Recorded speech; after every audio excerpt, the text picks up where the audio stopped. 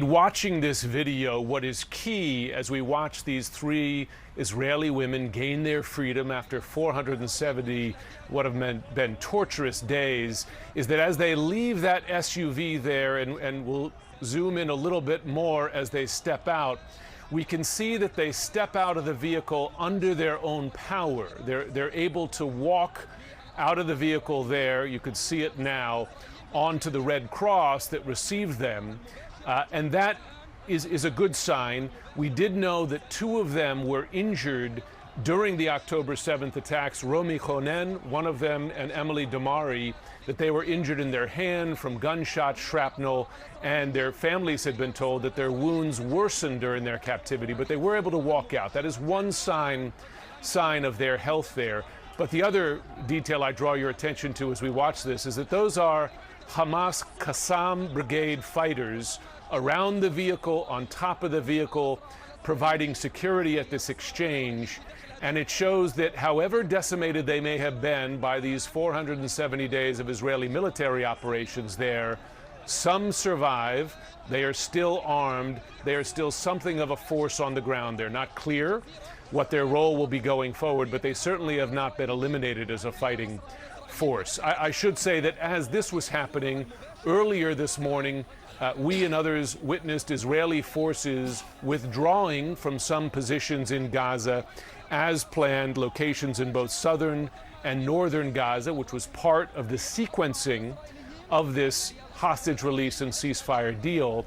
And I should also note, given Mustafa Barghouti's comments there, he's of course in the West Bank, that what is happening now or quite soon is that 95 Palestinian prisoners will be released as well. The Israeli military was waiting to confirm the release of the Israeli hostages before they began the process of releasing some 95 Palestinian prisoners, most of them women, a number of them teenagers. And I should note, given the administrative detention laws in Israel, that while that many of those who are being released today were under administrative detention. That is, they were not convicted of crimes, they were held under Israeli law. So you have a mix of prisoners who are being released in this very first stage. Again, I want to caution, as you well know, Fareed, that this is a multi-step plan. 3 hostages today, another handful in a week's time, 33 over the course of 6 weeks, and Palestinian prisoners, hundreds of them being released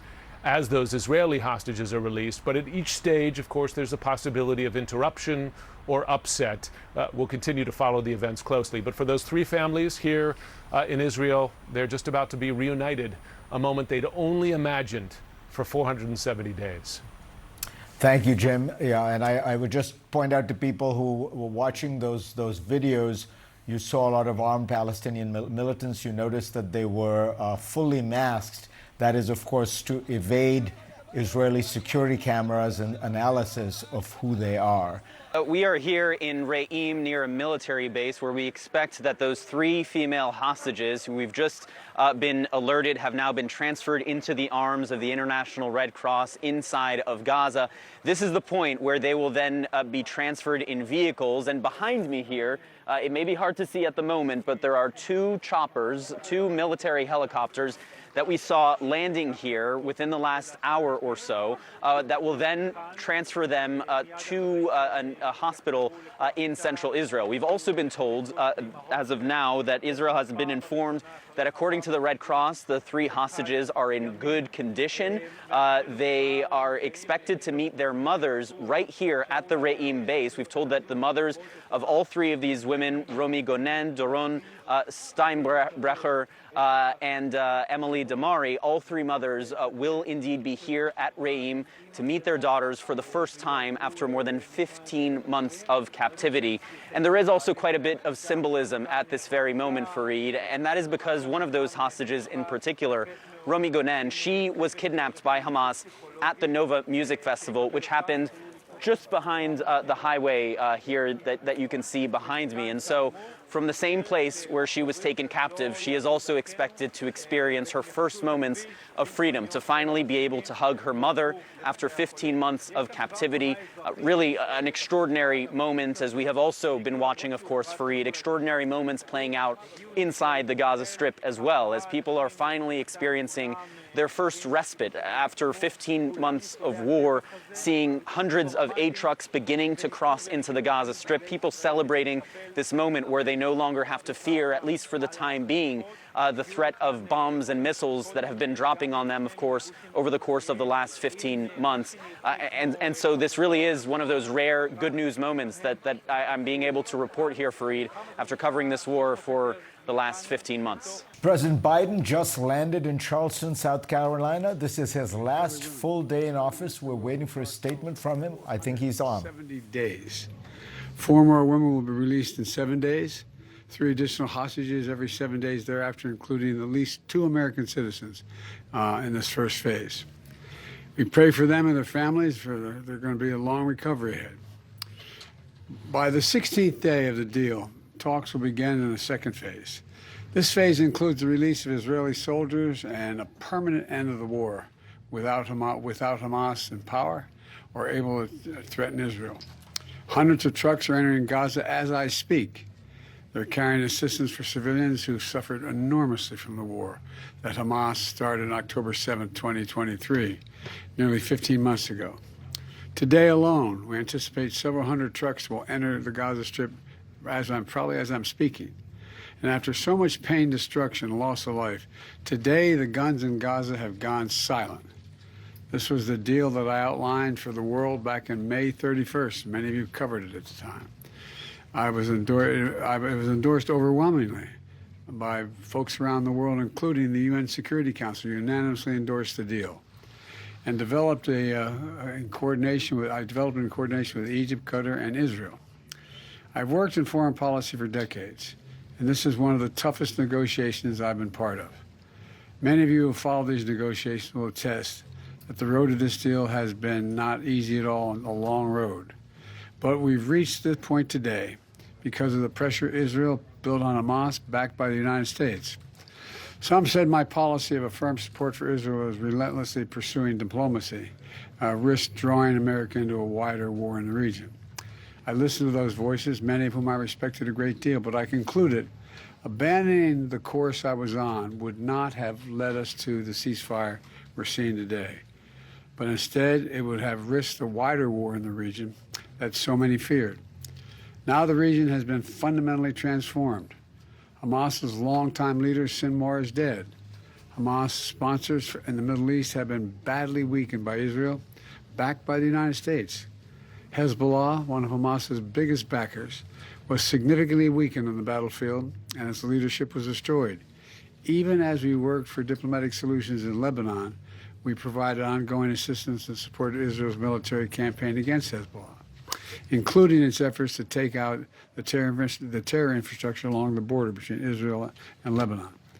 Israel's campaign was extremely successful, so much so that by the end of November, the United States had brokered a ceasefire in Lebanon.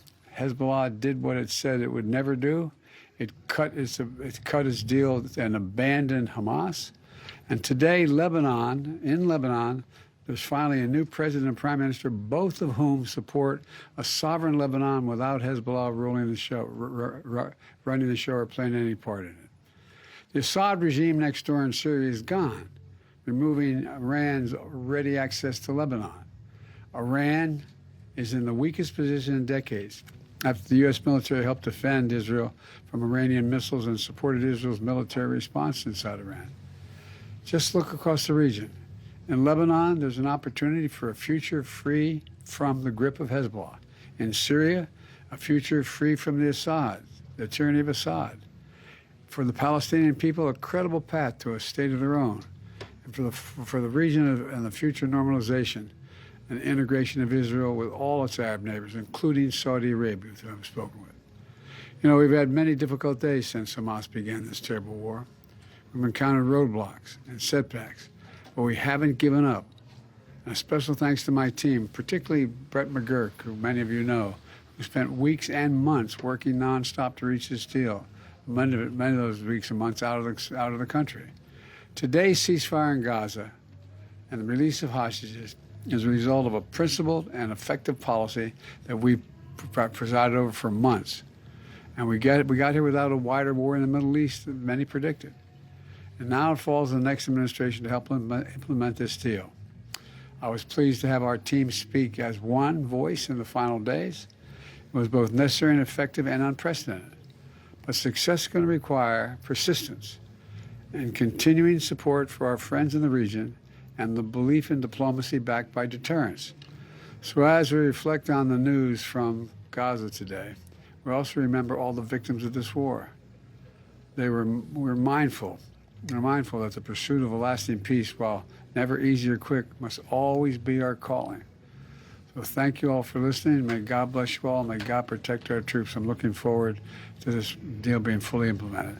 And I'm sorry I'm not going to take any questions now because I'm waiting. There's a whole congregation waiting for me.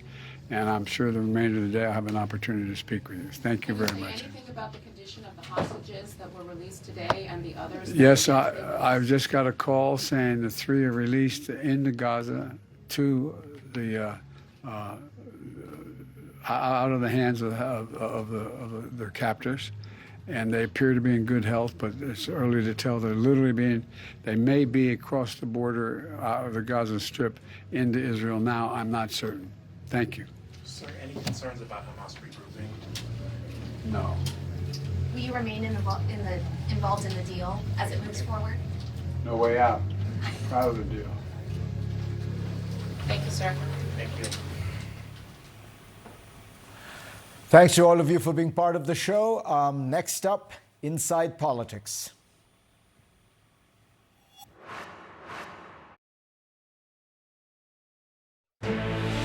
This is